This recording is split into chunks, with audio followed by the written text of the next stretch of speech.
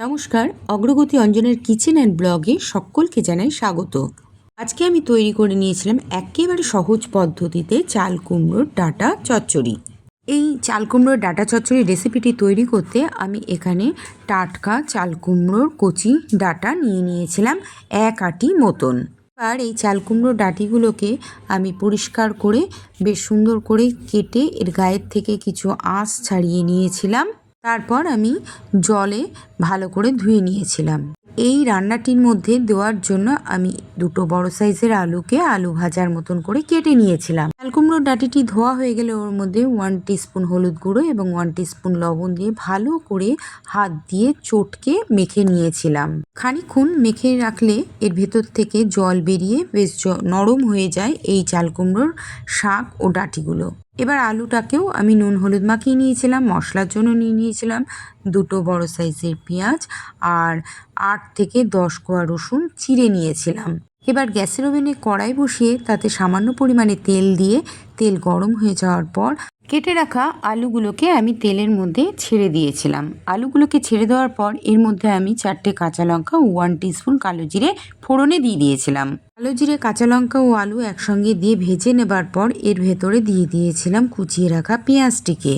পেঁয়াজ কুচি, আলু এবং ফোড়নে দেওয়া কাঁচা লঙ্কা, কালো জিরেকে একসঙ্গে খুন্তি দিয়ে ভেজে নিয়েছিলাম।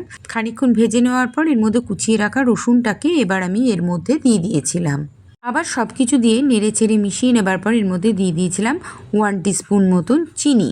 চিনি দেওয়া হয়ে গেলে এর মধ্যে খানিকক্ষণ বেশ সময় নিয়ে আমি আলু, পেঁয়াজ এবং রসুনটাকে ভালো করে নেড়ে ছেড়ে ভেজে নিয়েছিলাম।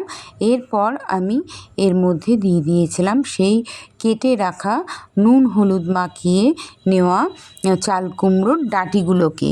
চাল কুমড়োর ডাঁটিগুলোকে এর ভেতরে দিয়ে ভালো করে খুন্তির সাহায্যে সমস্ত কিছুর সঙ্গে মিশিয়ে নিয়েছিলাম। এইভাবেই কিন্তু নেড়ে ছেড়ে মিশিয়ে নিতে হবে, নিচের থেকে ওপরে, ওপরের থেকে নিচে। তারপর আমি এর মধ্যে আরও কিছুটা পরিমাণ বুঝে দিয়ে দিয়েছিলাম লবণ। আমি এখানে 1/2 টিস্পুন দিয়েছিলাম।